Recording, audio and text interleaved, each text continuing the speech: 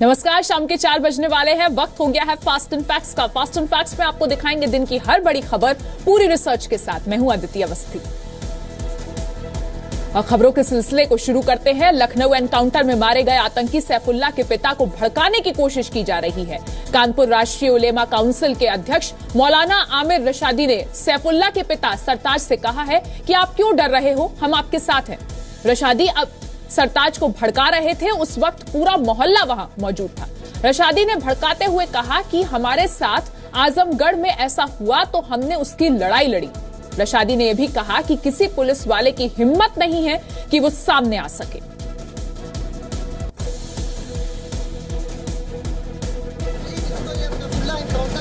राष्ट्रीय उलेमा काउंसिल के राष्ट्रीय अध्यक्ष मौलाना आमिर रशादी ने सैफुल्लाह के पिता सरताज से कहा कि मेरा बेटा होता तो मैं केस कर देता। रशादी जब सरताज को भड़का रहे थे तो उस वक्त पूरा मोहल्ला वहां मौजूद था। रशादी ने भड़काते हुए ये कहा कि हमारे साथ आजमगढ़ में ऐसा हुआ तो हमने उसकी लड़ाई लड़ी। रशादी ने यह भी कहा कि किसी पुलिस वाले की हिम्मत नहीं कि वो सामने आ सके। हमारे भी आजमगढ़ में हुआ तो हमने लड़ाई लड़ी। किसी पुलिस वाले की क्या जाए, वो वर्दी पहन के अगर गुंडाई करेंगे उनकी वर्दी उतारने की ताकत हमारे पास है। वर्दी पहनने का मतलब यही कि आप गुंडाई करो। अगर आप सब साथ दोगे, इनको हिम्मत दो, अगर ये खड़े हो गए, खुदा की कसम जिसने एनकाउंटर किया उसकी वर्दी खाल के साथ उतारेंगे।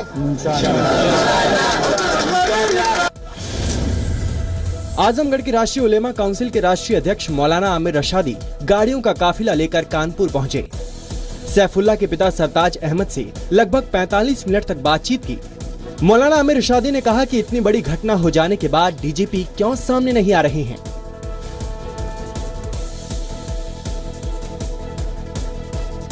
एग्जिट पोल में बीजेपी की जीत के अनुमान पर बाकी विपक्षी दलों ने एग्जिट पोल की विश्वसनीयता पर सवाल उठाए हैं।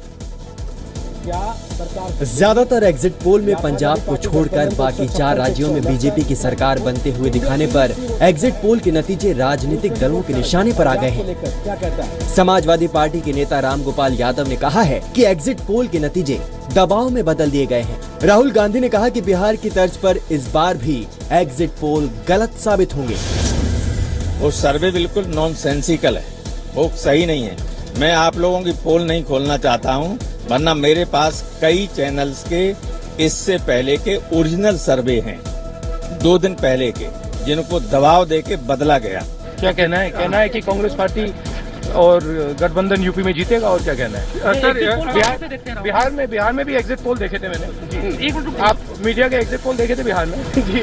मुंगेरी लाल की हसीन सपने हैं और हमारी पूर्ण बहुमत की सरकार बन रही है। कोई सपना देखना चाहे तो देखता रहे, और सपने देखने पर कहीं कोई किसी भी तरह का शुल्क या प्रतिबंध नहीं है। लालू यादव ने भी कहा कि एग्जिट पोल के नतीजे गलत साबित होंगे। गिनती होगा, उसमें सपा को थम्पिंग मेजॉरिटी मिलेगा। ये जो भी एग्जिट पोल है सब आज तक झूठा ही हुआ है। बिहार के चुनाव में भी वही हुआ था। मुझे आशा ही नहीं बल्कि विश्वास है कि गैर भाजपा ताकतें सभी राज्यों में बीजेपी को हराने में कामयाब है। इंडिया टीवी सी वोटर के मुताबिक उत्तर प्रदेश में बीजेपी गठबंधन को 155 से 167 सीटें मिल सकती हैं। एबीपी के एग्जिट पोल के मुताबिक बीजेपी गठबंधन को 164 से 176 सीट मिल सकती हैं। आज तक और एक्सिस के एग्जिट पोल के मुताबिक बीजेपी गठबंधन को 260 सीटें मिलने का अनुमान है। न्यूज 24 और चाणक्य के मुताबिक बीजेपी गठबंधन को 285 सीटें मिलेंगी। कल सुबह 6 बजे से जी न्यूज पर देखिए लगातार सबसे सटीक नतीजे और सबसे बड़ी कवरेज। एग्जिट पोल के तुरंत बाद अखिलेश यादव के मायावती के साथ हाथ मिलाने का संकेत देने पर बीजेपी ने कहा है कि जुगाड़ से सरकार बनाने वालों के सपने पूरे नहीं होंगे। अखिलेश यादव के बीएसपी से हाथ मिलाने वाले संकेतों पर बीजेपी ने चुटकी ली है। बीजेपी ने कहा है कि जुगाड़ की सरकार के सपने कभी साकार नहीं होंगे। वहीं जेडीयू ने कहा है कि अखिलेश देर से आए लेकिन दुरुस्त आए। बीजेपी को रोकने के लिए ऐसा गठबंधन चुनाव से पहले ही हो जाना चाहिए था। हालांकि समाजवादी पार्टी ने ये कहकर कि राजनीति में कुछ भी असंभव नहीं है, कयासों को और तेज कर दिया है। देखिए, अब जुगाड़ की सरकार बनाने की जो लोग सपने देख रहे हैं वो सपने के सपने ही रहेंगे, इसके अलावा कुछ नहीं। फारसी का एक जुमला है, देर आयत दुरुस्त आयत। तो खास ये मैंने उनको ये अकल इलेक्शन से पहले आती। अब उसको आपने टर्न कर लिया, लेकिन उनका ही कहने का तात्पर्य नहीं है। अब वैसे मेरा व्यक्तिगत मानना है कि राजनीति में न कोई परमानेंट दोस्त होता, न परमानेंट दुश्मन होता है, और राजनीति की डिक्शनरी में असंभव शब्द का स्थान है। हाँ, बीजेपी देश में मुस्कान ला रही है। स्वाभाविक रूप से उत्तर प्रदेश में मुस्कान आएगी। हम लोग चुनाव कैंपेन के साथ बहुत नजदीक से जुड़े रहे हैं और विश्वास के साथ कह सकते हैं कि भारतीय जनता पार्टी उत्तर प्रदेश में भी, उत्तराखंड में पूर्ण बहुमत की सरकार बनाएगी। अखिलेश यादव ने कहा था कि कोई नहीं चाहेगा कि यूपी में राष्ट्रपति शासन लगे। अखिलेश यादव ने कहा कि हम नहीं चाहते कि बीजेपी रिमोट कंट्रोल से यूपी का शासन चलाए। अखिलेश यादव ने कहा कि क्या परिस्थितियां होंगी ये वोटों की गिनती के बाद ही पता चलेगा। अखिलेश ने कहा कि मैं हमेशा से बीएसपी नेताओं का सम्मान करता आया हूं, तो लोगों को ऐसा लगता है कि हम उनका समर्थन ले सकते हैं।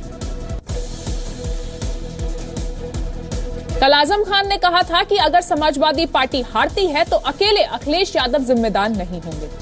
खबरों को आगे बढ़ाते हैं। जम्मू कश्मीर के अवंतीपुरा एनकाउंटर में आतंकी को उसकी पत्नी और 5 साल के बेटे ने सरेंडर करने की अपील की थी, लेकिन आतंकी ने अपने परिवार के आंसुओं की भी नहीं सुनी। एनकाउंटर की तस्वीरें जम्मू कश्मीर के अवंतीपुरा इलाके की हैं। 8 मार्च की आधी रात से 9 मार्च दोपहर तक सेना की मुठभेड़ में लश्कर के 2 बड़े आतंकी मारे गए। इनमें से एक आतंकी था शफी शेर गुजरी और दूसरा था जहांगीर गनी। एनकाउंटर के दौरान शफी और गनी चारों तरफ से घिर गए थे। सुरक्षा बल के जवान चाहते तो एक झटके में शफी और गनी दोनों को मौत की नींद सुला देते, लेकिन सुरक्षा बलों ने दोनों आतंकियों को सरेंडर का मौका दिया। मुठभेड़ में शफी की जान न लेनी पड़े, इसके लिए सुरक्षा बलों ने उसकी पत्नी की भी मदद ली।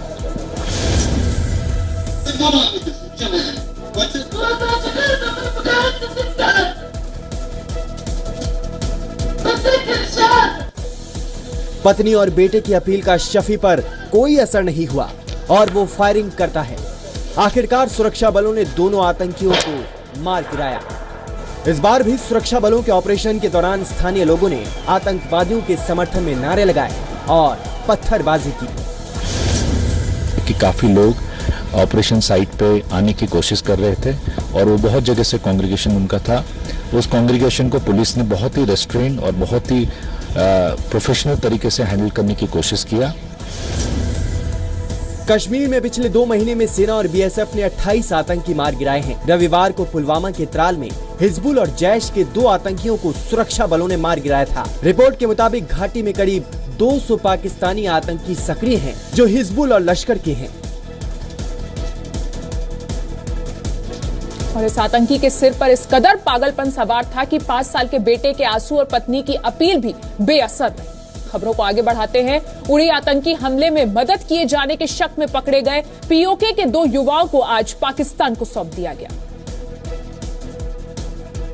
ये 2 युवक कश्मीर में पकड़े गए थे। शक ये था कि इन्होंने उरी के आर्मी कैंप पर पिछले साल सितंबर में हमला करने वाले आतंकवादियों की घुसपैठ कराने में मदद की थी। हमले के 3 दिन बाद दोनों नागरिकों को पकड़ा गया था। बाद में पता चला कि घरेलू झगड़े के बाद ये भारतीय सीमा में चले आए थे। इनके खिलाफ सबूत नहीं मिलने के बाद एनआईए ने दोनों को सेना के हवाले कर दिया। आज वाघा बॉर्डर के रास्ते दोनों युवकों को पाकिस्तान को सौंप दिया गया। बहुत अच्छा लग रहा है। वैसे ही 5-6 महीने तक 7-8 महीने तक जब बंदा अपने घर को जाता है तो पहली मरतबा जब देखता है तो उसको अपने घर में बहुत ज्यादा खुशी महसूस होती है दिल में। कहाँ जा रहे हो, कैसा लग रहा है? पाकिस्तान जा रहे हैं, अच्छा लग रहा है। फैसल हुसैन अवान और एहसान खुर्शीद को पिछले साल हमले के 2 दिन बाद 21 सितंबर को उरी के ग्वाथन इलाके से पकड़ा गया था। इन पर हमला करने वाले 4 आतंकियों की मदद करने का आरोप था। जांच एजेंसियों को दोनों पाकिस्तानी लड़कों के खिलाफ कोई सबूत नहीं मिला। दोनों लड़कों पर आरोप तय नहीं किए जा सके। इसके बाद जांच एजेंसी ने इस मामले में 23 फरवरी को क्लोजर रिपोर्ट फाइल कर दी थी। आपको बता दें कि दोनों देशों के डीजीएमओ के बीच कल ही बातचीत हुई थी। आगे बढ़ते हैं। सुप्रीम कोर्ट अवमानना मामले में पेश नहीं होने पर कलकत्ता हाईकोर्ट के जज सीएस कन्नन के खिलाफ जमानती वारंट जारी हुआ है। देश के इतिहास में ऐसा पहली बार हुआ है जब किसी हाईकोर्ट के जज को वारंट जारी हुआ है। सुप्रीम कोर्ट ने अवमानना मामले में फंसे कोलकाता हाईकोर्ट के जज CS कर्णन के खिलाफ जमानती वारंट जारी कर उन्हें 31 मार्च को पेश होने के लिए कहा है। चीफ जस्टिस खेहर ने कहा कि वारंट जारी करने के अलावा हमारे पास और कोई रास्ता नहीं बचा था। 13 फरवरी को जस्टिस कर्णन को सुप्रीम कोर्ट में पेश होना था, लेकिन वो पेश नहीं हुए, जिसके बाद आज सुप्रीम कोर्ट ने वारंट जारी किया। पश्चिम बंगाल के DGP को वारंट तामील कराने के निर्देश दिए गए हैं। No, I made a representation to the Honorable Prime Minister of India. On the basis of the representation, our Supreme Court issued suo motu contempt without inquiry, without discussion, without findings. Caste issue. This is a caste. A Dalit Desh, you prevent not to his work in the public office. That is atrocity. Justice Karnan ने प्रधानमंत्री नरेंद्र मोदी को पत्र लिखा था, जिसमें उन्होंने 20 जजों के नाम लेकर उन्हें भ्रष्ट बताया था। जस्टिस कर्णन पर अदालत की अवमानना का आरोप है। 8 फरवरी को सुप्रीम कोर्ट ने उन्हें नोटिस जारी किया था। न्यायपालिका के इतिहास में ये पहला मौका है जब किसी हाई कोर्ट जज पर इस तरह की कार्रवाई हो रही है। जस्टिस कर्णन को जमानत के लिए 10,000 का बेल बॉन्ड भरना होगा। यूपी के मुजफ्फरनगर में कूड़े के ढेर से 4 भ्रूण मिलने के बाद अस्पतालों पर छापेमारी की गई। कूड़े के इसी ढेर से मानवता को शर्मसार करने वाली तस्वीर सामने आई है। 4 मासूमों के भ्रूण को कुत्ते घसीट रहे थे। मुजफ्फरनगर के पुरकाजी इलाके में रहने वाले लोगों ने जब ये मंजर देखा तो वो सन्न रह गए। स्थानीय लोगों ने पुलिस को सूचना दी, जिसके बाद चारों भ्रूणों को कब्जे में लेकर पोस्टमार्टम के लिए भेज दिया। सूचना मिलने के बाद स्वास्थ्य विभाग की टीम भी मौके पर पहुंची और आसपास के इलाके में चल रहे महिला अस्पतालों पर छापे मारे। छापेमारी के बाद फर्जी तरीके से चलाए जा रहे 2 अस्पतालों को सीज कर दिया गया। छापेमारी के बाद डॉक्टर और कर्मचारी फरार हो गए। जांच टीम को अस्पताल के डस्टबिन से कुछ आपत्तिजनक चीजें भी मिली है। कोई जो है कूड़ा डालने वाला व्यक्ति कूड़े के प्लेस पर डाल के चला गया होगा और वहाँ सुबह में ग्रामीण जनता द्वारा 4 भ्रूण मिले हैं। अब तो निश्चित रूप से इलीगल जो है सो ये कार्य है और उनको पोस्टमार्टम के लिए भेज दिया गया है। 6 मार्च 2017 महाराष्ट्र के सांगली में 19 बच्चों के भ्रूण मिले।